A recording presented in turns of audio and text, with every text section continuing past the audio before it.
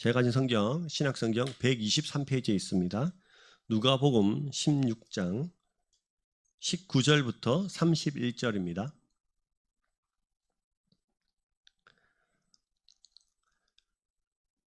한 절씩 교독하겠습니다. 제가 먼저 읽습니다.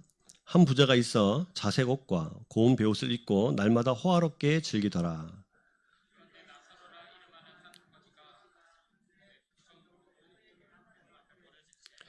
그 부자의 상에서 떨어지는 것으로 배불리려 하매 심지어 개들이 와서 그 헌대를 핥더라.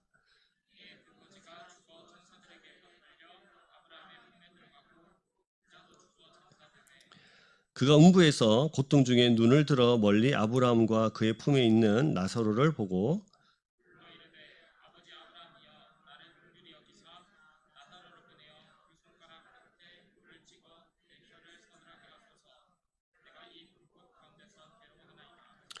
아브라함이 이르되 예 너는 살았을 때에 좋은 것을 받았고 나사로는 고난을 받았으니 이것을 기억하라. 이제 그는 여기서 위로를 받고 너는 괴로움을 받느니라.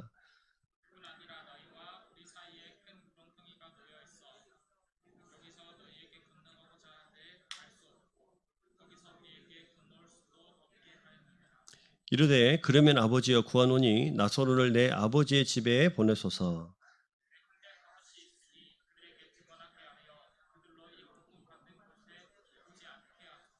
아브라함이 이르되 그들에게 모세와 선지자들이 있으니 그들에게 들을지니라.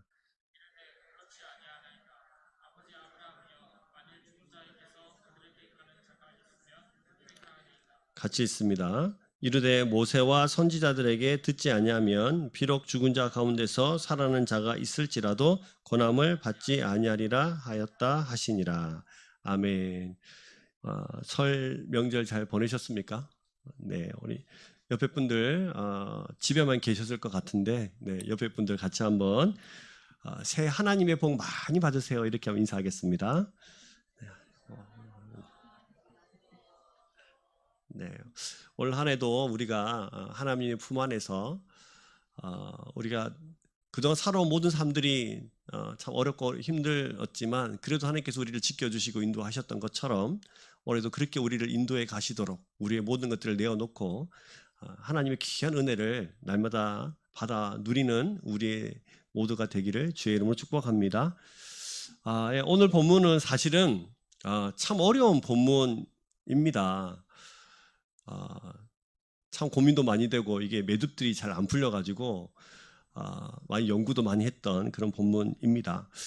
이 본문을 우리가 사실은 뭐 천국과 지옥에 대한 이야기를 할 때 많이들 쓰는 이제 본문이지만 사실은 단순하게 천국과 지옥에 대한 이야기만을 하고 있는 본문은 아니다는 것을 우리가 좀 아실 필요는 있고요. 그래서 더 명확하게 전달하고 싶은 하나님의 분명한 메시지가 있다는 것을 기억하시면서 오늘 말씀을 드렸으면 좋겠습니다. 우리가 흔히 여러분 아버지가 방에 들어가셨다. 아버지 가방에 들어가셨다. 아버지가 방에 들어가셨다. 똑같은 글자지만 가와 방을 붙이면 다른 의미가 되고 떼면 또 다른 의미가 되죠. 그런 것처럼 성경도 그렇습니다. 성경 읽을 때 때로는 붙여야 되고 때로는 떼야 돼요. 오늘 이 16장의 본문은 우리가 19절부터 이제 31절까지 읽었습니다만 16장은 세 가지 이야기로 돼 있어요. 근데 이 이야기를 세 개를 붙여서 한꺼번에 이해를 해야 오늘 읽었던 19장부터 31절까지가 이해가 됩니다. 그래서 이런 본문을 따로 뚝 떼가지고 보면 천국과 지옥에 대한 이야기로 집중할 수 있는데 이 이야기는 떼면 안 되고 붙여야 됩니다. 그래서 여러분들이 성경을 읽으실 때 두 가지 서가 있어야 돼요. 두 가지 서. 그게 뭐냐면 멀리서 하나는 가까이서입니다. 반드시 기억하십시오. 성경을 읽으실 때 때로는 어떻게 해요? 멀리서. 두 번째는 가까이서 읽으셔야 돼요. 이 본문은 오늘 읽었던 본문은 멀리서 보고 가까이서 보셔야 됩니다. 먼저 우리가 멀리서 보시면 이해를 좀 하실 필요가 있어요. 오늘 우리가 읽었던 본문이 흔히 말하는 부자와 나사로 비유라고 불리는 본문입니다.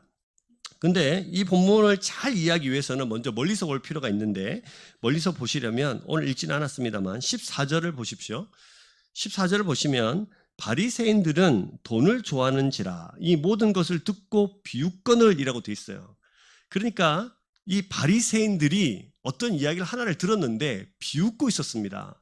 그래서 오늘 있던 이 19절부터 32절까지 말씀을 비유로 들어서 해주신 겁니다. 그러니까 1차적으로 오늘 읽었던 본문은 누구에게 하신 말씀이죠?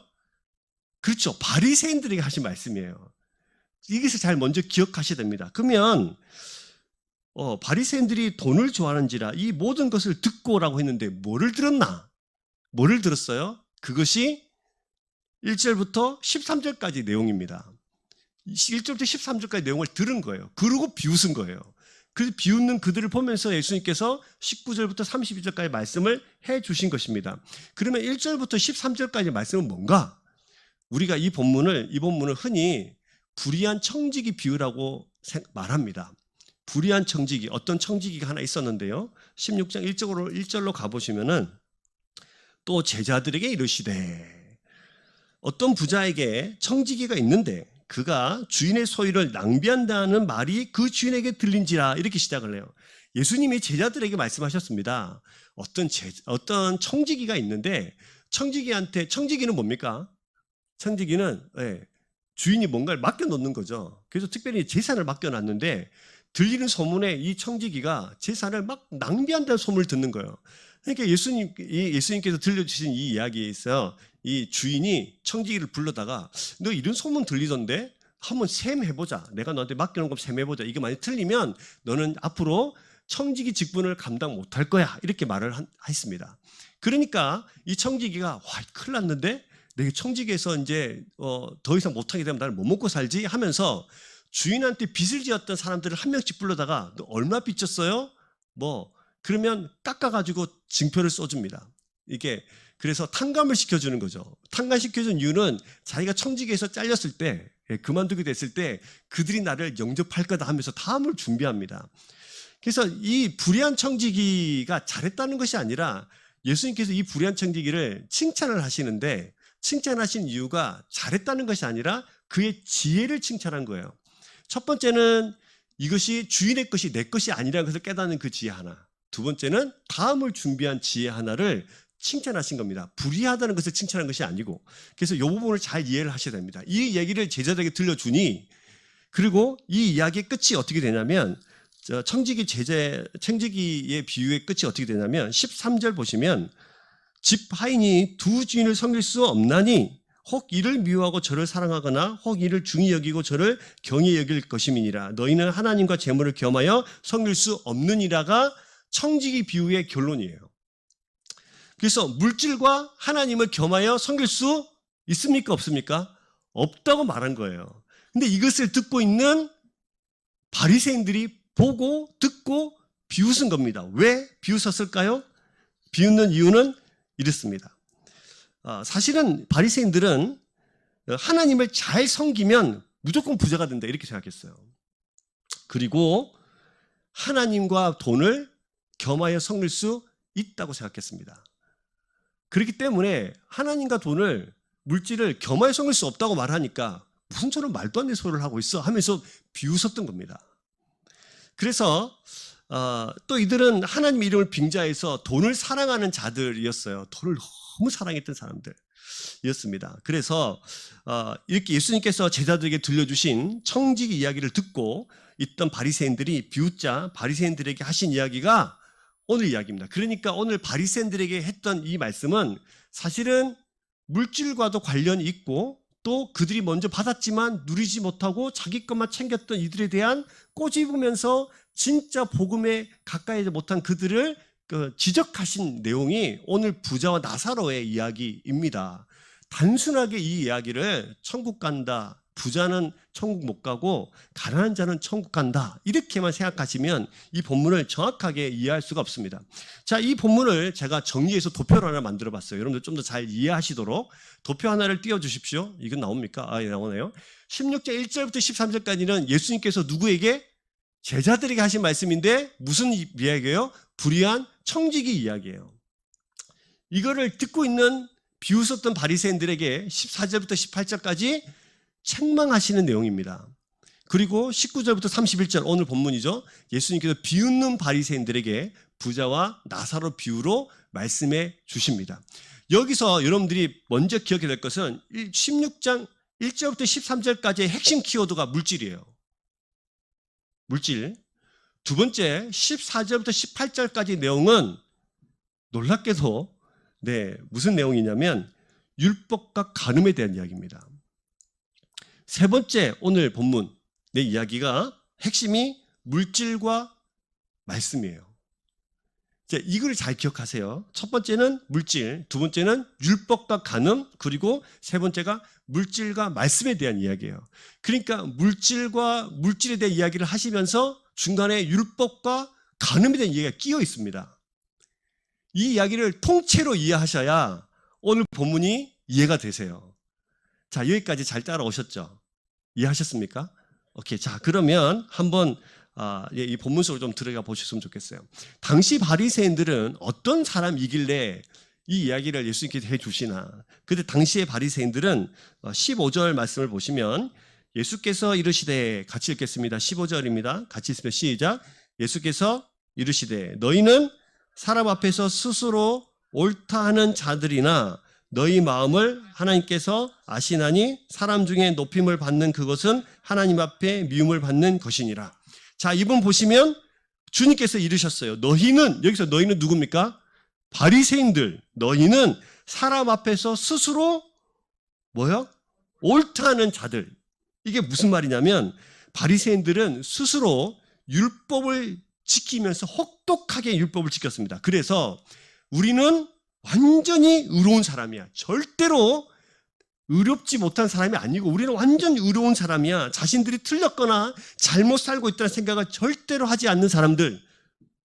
이 바로 바리새인들입니다. 14절도 보시면 바리새인들은 돈을 좋아한지라고 돼 있죠. 이 사람들은 뭐를 좋아해요? 돈을 좋아하는 사람들. 15절 보시면 그죠? 스스로 옳다는 사람들. 15절 마지막에 보시면 사람 중에 높임을 받는 그것. 스스로 높임받는 것을 좋아하는 자들이에요. 이 사람들이 바리새인들입니다. 그래서 바리새인을 세 가지로 예수님께서 이야기를 하시죠. 첫 번째는 뭘 좋아해요? 그렇죠. 돈을 좋아하죠. 두 번째는 의롭다 생각하죠. 그렇죠. 세 번째는 높임을 받길 좋아하는 자들인 거예요. 그래서 이 세 가지가 그 시대의 바리새인들을 이야기하는데 15절 보시는 것처럼 이것을 예수님께서 하나님께서 잘 아셨어요. 그들의 마음을 중심을 아셨죠. 그래서 그들에게 부자와 나사로 이야기를 들려주십니다. 그러니까 이들이 하고 있었던 이야기는 돈을 좋아하는 거죠. 물질에 관한 이야기. 두 번째는 뭡니까? 스스로 의롭다 생각하는 그들을 꼬집으면서 스스로 높임받는 그들에게 이 세 가지를 가지고 있는 그들에게 하신 말씀이에요. 그러니까 이 부자와 나사로 비유는 이 세 가지를 전부 다 꼬집으면서 지적하면서 하신 말씀이란 말이죠. 이 이야기를 이해하는 것이 첫 번째 단락, 두 번째 단락, 세 번째 단락이 다 합해져 있다고 이해하시면 됩니다. 자, 그러면 이 본문을 좀 들어가 봅시다. 자, 부자는 도표를 제가 또 정리를 또 했습니다. 이해를 돕기 위해서. 부자는 이런 사람이에요. 자, 부자입니다. 자색 옷을 입고 베옷을 입고 날마다 호화롭게 즐기더라. 이게 19절에 나와 있죠. 자, 자색옷. 그때 당시 자색은 로마 황실의 정용 색깔입니다. 간혹 귀족들이나 부자들이 그 색깔을 입었습니다. 옷감을 자색으로 물들였다는 것은 그때 당시 이제 천연 색감을 사용했기 때문에 조개나 고동, 또 고동 같은 것에서 소량을 채집해가지고 썼던 자연 색소예요. 그렇기 때문에 옷 한 벌에 자색을 물들여주려면 엄청난 비용이 들었습니다. 오늘 혹시 자색 옷을 입고 계신 분들 계신가요? 네, 우리 이정필 성도님 계시네요. 네. 그때 당시에 부자들만 입을 수 있는 옷을 지금 이정필 성도님 입고 계십니다. 그래서 희귀하고 또 너무 비쌌기 때문에 황실의 권위를 나타내고 부자들은 자기의 부요함을 드러내기 위해서 이 자색 옷을 즐겨 입었습니다. 그리고 또 이 부자가 입고 있던 옷이 뭡니까? 배옷을 입었다라고 되어 있죠. 배옷 아시죠? 삼배, 즉 마에서 나온 섬유, 만든 천으로 당시로서는 가장 부드럽고 고급스럽고 아름다운 옷이었다고 합니다. 그리고 이 고운 베옷은 대부분 수입품이에요. 이집트에서만 만들었던 옷이랍니다. 그래서 이 고운 베옷이 얼마나 비쌌던지 옷 무게가 값이 얼마냐면 옷이 1g이면 금 1g을 줘야 살 수 있었대요. 그러니까 다시 말하면 이 고운 베옷은 금값이에요. 금값. 1kg를 입으려면 금 1kg를 줘야 입을 수 있는 옷. 그것이 바로 이 고운 베옷입니다. 세계 최고의 디자이너가 만든 최고의 브랜드보다 훨씬 비싼, 그죠? 요즘 세상에 또 당시 세상으로서는 감당할 수 없는 옷, 그것이 고운 베옷을 입었다는 것입니다. 그리고 날마다 호화롭게 즐기더라고 돼 있어요. 그것뿐이 아니죠. 매일 파티 열어서 매일 즐겼습니다. 돈도 많고 패션 감각도 뛰어나고 즐길 일도 많고 이러면서 멋지게 살았어요. 모두가 다 이 세상을 살아가는 모든 사람들이 꿈꾸던 바로 그 사람. 그죠? 그 사람이 바로 누굽니까? 그죠, 부자예요. 이것을 딱 읽으면서 우리가 19절처럼 야, 우리도 이렇게 살았으면 좋겠다 생각하시잖아요. 그렇죠? 자, 이런 사람입니다. 부자는 좋은 것을 받아서 누렸던 물질의 축복을 너무 받아서 물질을 너무 많이 누렸던 사람이죠. 근데 여러분, 이 비유는 문제는 이 부자가 돈을, 물질을 누구를 위해서 썼냐면 자기 자신을 위해서만 썼다는 거예요. 자, 자기 집 앞에 이 거지 나사로가 있는데요. 나사로를 돌아보지 않습니다. 자기 자신을 위해서 마음껏 써는, 그리고 다시 말하면 돈을 사랑하는, 그래서 이 부자는 돈을 하나님보다 사랑하고 하나님의 이름을 이용하여서 자신의 배를 채우는 바리새인들을 위해서 하신 말씀이에요. 그러니까 이 부자는 누구의 비유입니까? 바리새인의 비유예요. 그래서 이 부자를 읽으면서, 부자를 보면서 누구를 생각하셔야 되냐면 바리새인들을 생각하셔야 됩니다. 예수님은 지금 이 비유를 누구를 위해서 하시고 있냐면 바리새인들, 너희들이 이렇다고 말씀하시는 거예요. 돈을 사랑하고 자기밖에 모르고 돈을 흘려보낼지 모르는, 그래서 하나님을 믿으면 물질의 축복을 많이 받는 거야 라고 잘못 생각하고 있는 그들에게 물질의 축복을 주었음에도 불구하고 자신의 배만 부리고 좋은 곳으로만 먹고 살아가는 그의 무들의 모습을 보면서 너희가 바로 바리새인들이 바로 이 부자와 같다라고 말씀하시는 것이죠. 이것이 바로 오늘 그 16장에 등장하는 첫 번째 단락인 1절부터 13절까지의 내용의 이야기입니다. 그것을 부자로 비유해서 말씀하시는 거죠. 두 번째 단락이 또 나오죠. 두 번째 단락의 핵심을 제가 뭐라고 했습니까? 기억나십니까? 두 번째 단락의 핵심, 율법과 간음이라고 했어요. 자, 이 비유에 등장하는 이 부자는 17절과 18절을 보시면, 그러나 율법의 한 획이 떨어짐보다 천지가 없어짐이 쉬우니라 하면서 율법의 중요함, 하나님의 말씀이 천지는 변해도 하나님의 말씀은 절대로 변하지 않는다는 말씀을 하시고, 18절에 보시면 무릇 자기 아내를 버리고 다른 데 장가드는 자도 간음하며 무릇 버림당한 여자에게 장가드는 자도 간음함이라 하면서 물질 이야기를 하시다 갑자기 율법 이야기를 하시더니 율법을 어디까지 발전시키시냐면 간음까지 발전시키시거든요. 생뚱맞잖아요. 갑자기 물질 이야기 하다가 갑자기 이야기를 하시니까. 근데 왜 이야기를 하셨을까요? 굉장히 중요한 이유가 있죠. 당시 바리새인들은 율법을, 즉 말씀을 자신의 구미에 맞도록 해석하고 곡해해서 자신들의 행동을 정당화하는 데 사용했던 사람들이 바리새인들입니다. 아까 말한 것처럼 바리새인들은 돈을 사랑하는지라, 그 다음에 자기를 의롭게 옳게 여긴다고 그랬죠. 그래서 자기들이 옳게 여기려면 이 말씀을 사용했습니다. 말씀대로 살아가는 것이 목표가 아니라 자기들의 삶을 정당화시키기 위해서 율법과 말씀을 사용했던 사람들이에요. 그 가운데 대표적인 신뢰가 바로 이혼이라는 겁니다. 그래서 18절에 이혼에 대한 이야기가 나오잖아요. 그래서 당시 이스라엘 백성들은 자신에게 유익이 될 것 같으면 자기 아내를 버렸습니다. 이게 자기 아내를 함부로 버릴 수 있는 게 아니잖아요. 물건 취급했다는 거예요. 그리고 이와 같은 일을 금하려고 신명기 24장에 보면 모세가 이혼 증서를 써주다 이렇게 말했거든요. 근데 이것은 사도 잘 버리니까, 법적인 근거도 없이 자기 마음대로 버리니까 이제 모세가 이렇게 말한 거예요. 아내의 수치가 되는 일을 있고 법적 증거를 갖게 되었을 때 그때 이혼 종수를 써줘라. 함부로 버리지 마라. 확실히 법적인 증거 확실할 때 그때야 써줄 수 있는 거지. 함부로 버리면 안 돼. 즉 다시 말하면 아내를 사랑해라 라는 거예요. 예수님도 이야기를 하셨거든요. 근데 이들은 뭐만 딱 가져오냐면 이혼 종서를 써줘라. 이것만 가져온 거예요. 그래서 그럼 이혼 증서를 언제 써줘야 되나?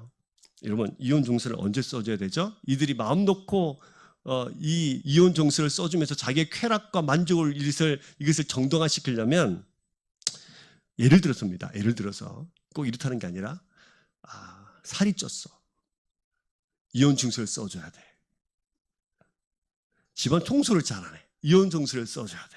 이렇게 해서 항목을 만드는 겁니다. 뭐에 근거해서? 이혼 증서를 써주라. 이게 근거해서 자기들의 율법을 만드는 거예요. 그래서 자기들이 모세도 그랬다. 구약 성경에 그렇게 되어 있지 않냐? 그래서 율법을, 하나님의 말씀을 자기들의 구미에 맞도록 모든 것을 위해서 사용했던 사람들입니다. 율법의 취지를 자신들의 만족을 위해서 율법을 사용했던 사람들이 바리새인들이에요. 또 다른 쾌락을 위해서라면 이혼 증서 써주면서 자신들의 행동을 합리화시키고 스스로를 의롭다 생각했던 사람들이 이 바리새인들입니다. 그래서 지금 보시면 돈을 사랑하고 쾌락을 위해서 율법마저도 말씀마저도 변질시켜서 자신들의 만족을 위해서 살아가는 그런 바리새인들을 향해서 지금 이렇게 말씀하시는 거죠. 너희가 음란하다 말하는 거예요. 그런 자들에게서 음란하다 말씀하세요. 왜요? 돈을 사랑하는 거. 누구보다 사랑했어요? 하나님보다 사랑했죠.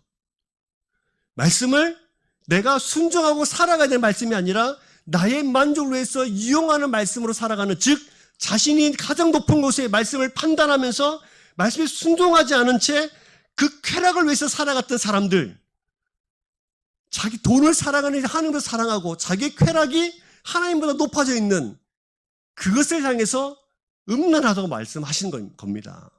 이것을 잘 나타내 있는 구절이 어디냐면 호세아서예요. 호세아 4장 12절에 보시면 이렇게 돼 있어요. 내 백성이 나무에게 묻고 그 막대기를 그들에게 고하니 이는 그들이 음란한 마음에 미혹되어 하나님을 뭐하고 버리고 뭐했어요? 음행하였습니다. 우상을, 나무에게 무릎을 꿇고 자기 묻고 앞으로 어떻게 살아가야 됩니까? 라고 묻고 그에게 고하는 그들의 인생을 향해서 우상 섬기는 너희들이 뭐하는 거다? 하나님을 버리고 음행하는 거다. 즉 지금 바리새인들이 뭐하는 겁니까? 하나님보다 높아진 돈을 사랑하고 하나님의 말씀을 집어던진 채 자신들이 높아 있는 자신들의 쾌락을 위한 그 우상, 돈이라는 우상, 쾌락이라는 우상, 자기 마음이 만족함이라는 우상을 가지고 하나님보다 높아져 있는 그들 향해서 너희를 음란하다는 말씀하시는 거예요. 우상 섬기고 있다고 말씀하시는 거죠. 여러분, 이 이야기가 바리새인들을 위해 하는 말씀이신가? 이 시대를 살아가는 우리들도 여전히 하나님과 돈을 사랑하고 쾌락을 위해서 살아가고 있다면 우리 역시 뭡니까? 바리새인들이에요. 그런 세대를 향해서 너희를 음란하다 말씀하시는 겁니다. 그래서 오늘 이야기의 17절과 18절에 갑자기 율법 얘기가 튀어나오고 물질 얘기 하시다가 율법 얘기 튀어나오고 간음한 이야기까지 가는 거예요. 돈과 쾌락과 자기 자신이 우상이 되어버린 사람들, 물질을 자신을 위해서만 사용하는 사람들, 종교적 열심은 있는데 실제로 하나님을 사랑하지 않고 자신을 위해서 살아가는 모든 사람들, 먼저 하나님의 말씀을 받아들고는 살아계신 하나님을 알지도 못한 채 자신을 위해 해석하면서 스스로 의롭다 생각하고 살아가는 모든 사람들을 향해서 하신 말씀이란 말입니다. 오늘 우리 삶에 적용해보면 하나님을 정말 사랑하지도 않으면서 주일날 예배 시간에 앉아서 예배하면 드리는 것만으로 나는 그리스도인이라 스스로 자부하는 사람들, 하나님과 영적인 그 긴밀한 친밀함도 없으면서 주일 예배 시간에 앉아있는 것만으로 스스로 나는 거룩하다, 나는 의로운 사람이야, 내가 할 일은 다 했다고 생각하면서 이렇게 살아가는데 왜 나한테 복을 주지 않는다고 말하고 있는 많은 그리스도인들, 하나님의 마음에는 관심이 전혀 1도 없으면서 그저 복 받기만을 바라는 이 땅의 모든 사람들이 바로 하나님보다 우상을 섬기고 자기 만족과 돈을 섬기며 살아가는 이 땅의 모든 음란한 세대를 향해서 하신 말씀이란 말입니다. 그러면 저와 여러분들이 이 바리새인이 아니라고 할 수 있습니까? 우리를 향해서 하신 말씀이에요. 이 사람들의 최후가 어떻게 됩니까? 이 부자는 죽었습니다. 이 이야기는 그냥 잘 먹고 잘 살았다 끝나는 게 아니에요. 이 이야기가 어떻게 되죠? 죽게 되죠. 그 다음에 다음 세계가 그들 눈앞에 펼쳐집니다. 23절 말씀을 보시면 그가 음부에서 고통 중에 눈을 들어 멀리 아브라함과 그의 품에 있는 나사로를 보고. 근데 이건 비유입니다. 그러니까 여러분들이 지금 이 본문을 읽으면서 지옥이 이렇겠거니 이렇게 생각하시면 안 돼요. 그냥 비유예요. 진짜 지옥에서 이렇게 구렁텅이에 있고 천국이 보이느냐? 그렇지 않아요. 음부에 내려가게 됐죠. 이게 지옥에 들어가게 됐습니다.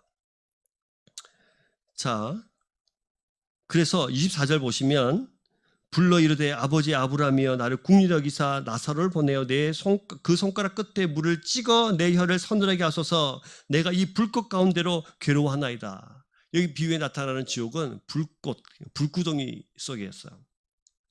너무너무 괴로워서 물 한 방울만 내 입술에 적셔주면 좋겠다. 그런 곳이 음부입니다. 다른 말로 성경적인 언어로 치면 이게 한문으로 이제 옮겨놔서 음부고 히브리어로 치면 스올이라고 하죠. 헬라어로 말하면 하데스입니다. 이렇게 깊은 이 음부에서 고통을 받는 사람이 되어졌다는 것이 예수님께서 지금 이 바리새인들에게 하고 있는 말이에요. 하나님을 사랑하지 않은 채 겉모양만 형식적인 삶을만 남아있는, 그리고 하나님의 이름을 이용해서 그렇게 자신들의 배만 채우고 있는, 돈을 사랑하고 쾌락을 사랑해서 모든 우상이 넘쳐나는 그들의 삶 가운데에 던지신 예수님의 지적입니다.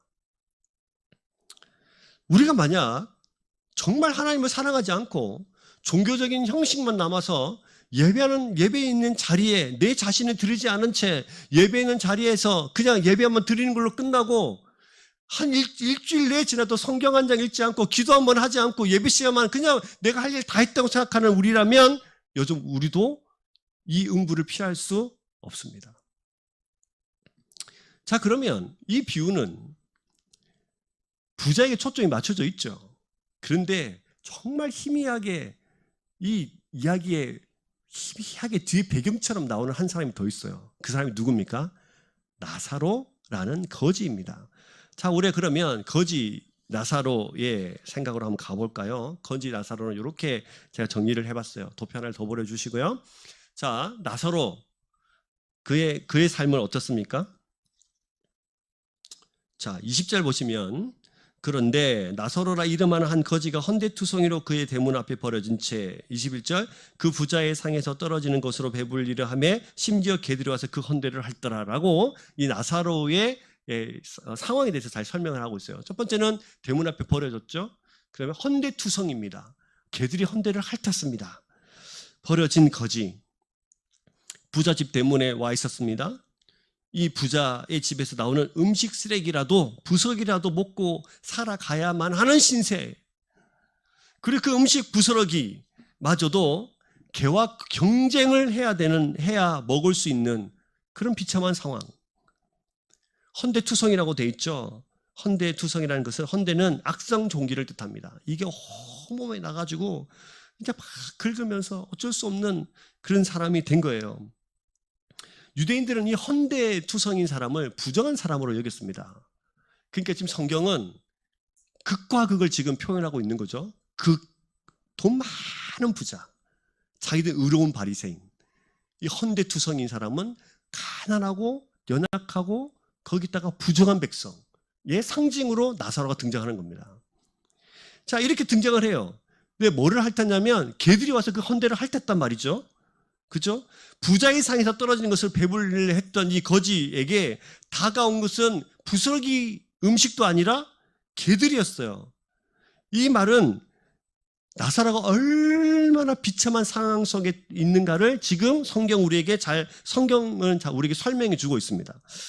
나사로가 이 비유에는 병 때문에 가난하게 됐는지, 가난해서 병이 들었는지를 잘 나와 있지 않습니다만, 성경은 누구의 이름을 기억하냐면 부자는 이름이 나와요, 안 나와요? 안 나오죠. 나사로 이름이 등장합니까, 안 합니까? 등장하죠. 그 성경은 이 나사로를 기억하고 있다는 거예요, 이 비유에서. 이게 놀랍습니다. 이 이야기를 듣고 있는 바리새인들은 펄쩍 뛸 만한 이야기예요. 왜? 우리처럼 의로운, 우리처럼 이 율법을 완벽하게 지켜가는 우리들이 왜 음부에 있고, 왜 저 나사로, 저 부정한 저 백성, 상종하지도 못할 저 개 같은 저 나사로는 왜 천국이라는 곳에 있지? 펄쩍 뛸 만한 얘기예요. 자, 여러분, 이 나사로 이름은 히브리식 이름으로 하나님이 돕는 자라는 뜻이에요. 이 이름에서 이미 이 나사로는 누구의 도움이 필요한 사람이에요?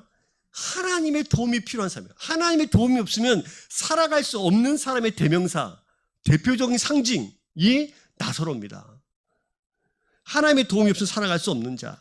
당시 유대인들은 부자는 하나님께서 복을 주셔서 부자가 되었고, 가난한 자는 하나님의 저주를 받아서 가난이 되었다는 오류를 가지고 있었던 시대인데, 부자는 어떤 누군가의 도움이 필요 없었던 그런 사람이지만, 이 나사로는 이런 그대로 하나님께서 만져주시지 않으면, 도와주시지 않으면 살아갈 수 없는, 죽어야 되는 그런 상황에 놓여있던 사람이에요.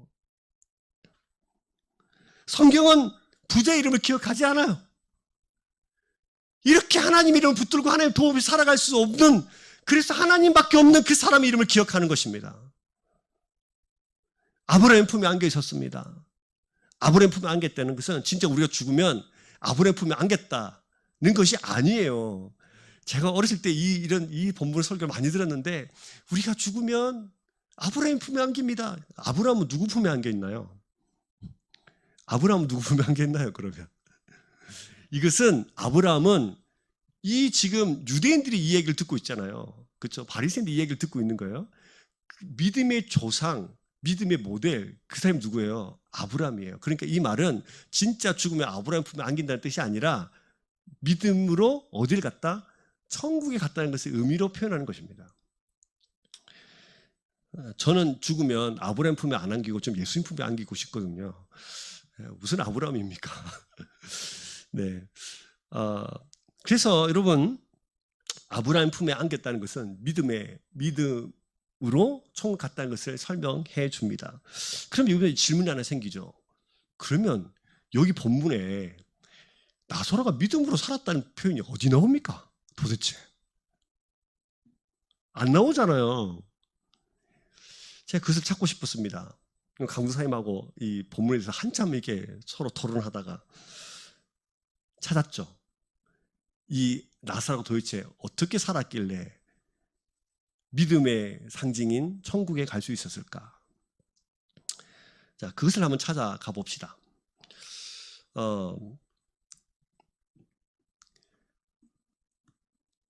이 부자가 음부에 가니까 너무 괴로워서 아브라함한테 나 여기 입술에 물 한 방울만 떨어뜨려 주세요. 그러니까 안 된다고 한 거예요. 가고 싶어도 못 간다. 큰 구렁텅이에 있다. 진짜 큰 구렁텅이에 있는 것이 아닙니다. 큰 구렁텅이에 있다. 이게 못 간다. 한번 결정되면 끝이다. 그러니까 이야기하죠.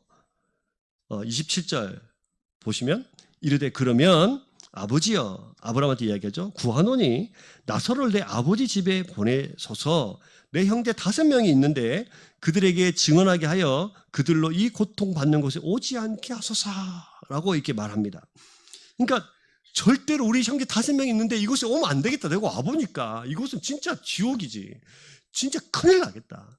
아직 죽지 않은 우리 형제 5명이 있는데 제발 나사로 보내가지고 나사로에게 짠 나사로 나타나가지고 나사로가 가서 이 상황을 좀 이야기해 주면 좋겠다라고 이야기합니다. 다시 말하면 자기 형제들도 자기가 생각해 보니까 이 형제들도 죽으면 어디에 갈 것 같아요? 왜? 지옥에 갈 것 같거든. 다시 말하면 이 형제들도 누구랑 똑같이 살았다? 그렇죠. 자기 자신 부자와 똑같은 삶을 살고 있었던 거예요. 어떻게 해요? 돈을 사랑하고 스스로 어렵다 생각하면서, 그죠? 쾌락을 즐기면서 돈과 쾌락이 우상으로 살아갔던 그 음란한 세대의 삶의 똑같은 모습으로 살고 있었던 겁니다. 그러니까 보내달라고 그래요. 그러니까 이제 29절 보시면 아브라함이 이르되 그들에게 모세와 선지자들이 있으니 그들에게 들을지니라. 이게 무슨 말입니까? 자, 이쯤에서 아까 말씀드렸던 세 가지 키워드가 있습니다. 첫 번째 단락에서는 물질, 두 번째 단락은 율법과 간음, 세 번째 단락의 핵심 키워드 뭐라고 그랬죠? 물질과 말씀이라고 그랬죠. 자, 여기서 보시면 모세와 선지자들이 있으니 그들에게 들을지니라. 이게 무슨 말입니까? 모세는 뭘 뜻하면 모세오경을 뜻해요. 선지자들이 있으니 할 때 선지자는 뭘 뜻하냐면 선지서를 뜻해요. 그러니까 지금 이것은 모세오경과 선지서를 의인화시켜서 모세와 선지자들이 있다라고 말씀한 겁니다. 그러니까 사실은 구약 성경이 있다는 뜻이에요. 그들에겐 뭐가 있다? 말씀이 있다는 거예요. 말씀이 들려주고 있다. 말씀이 들려주고 있다. 말씀이 들려주고 있으니까 말씀 들은 그것으로 그렇게 살면 구원받고 아니면 안 된다 뜻이에요. 이 얘기를 하니까 30절 아닙니다. 아버지 아브라함이여 만일 죽은 자에게서 그들에게 가는 자가 있으면 회개할 겁니다. 만일 죽은 자들 가운데서 이 상황을 잘 알아서 가서 설명해 주면 회개할 겁니다. 라고 또 한 번 이야기해요. 그러니까 31절 보면 이르되 모세와 선지자들에게 듣지 아니하면 비록 죽은 자 가운데 살아나는 자가 있을지라도 권함을 받지 아니하리라 하였다 하시니라. 이게 무슨 말입니까? 아니 죽었다가 살아나서 이 상황을 그대로 설명해 준다 한들 모세와 선지자의 글, 즉 구약 성경에 이미 선포되어 있는 하나님의 말씀을 믿지 않으면 죽었다 살아난 사람이 이 상황을 설명해 줘도 믿지 않을 거다는 말입니다.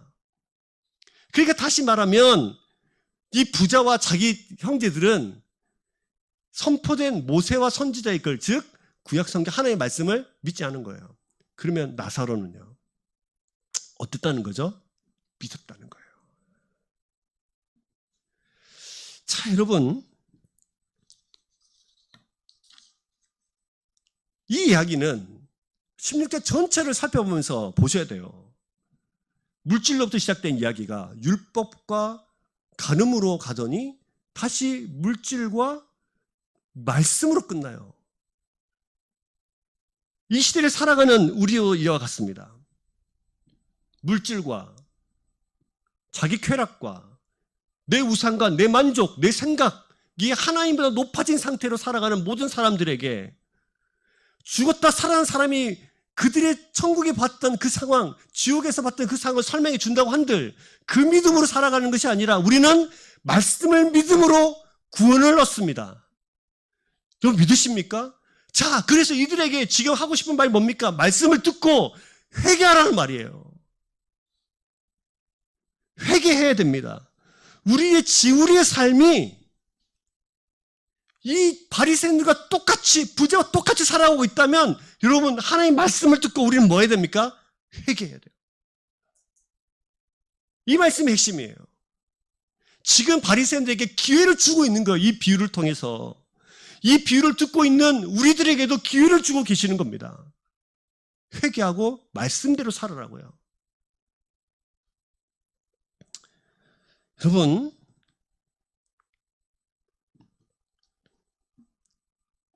굉장히 선명하게 지금 이 말씀이 드러나고 있잖아요. 우리는 어떤 사람들일까요? 저는 한 2주 전인가요? 같이 지난주인가요? 우리가 첫째 아들, 둘째 아들 이야기를 나눌 때 여러분 대부분이 첫째 아들이라고 손드셨어요. 하나님 안에 있는데 만족이 없고 즐거움이 없고 행복하지 않는, 제가 일주일 내에 생각하면서 사실 너무 마음이 아팠습니다. 왜 우리는 하나님을 믿고 살아가는데 왜 우리 속에 즐거움이 없을까? 교회가 잘못하고 있나?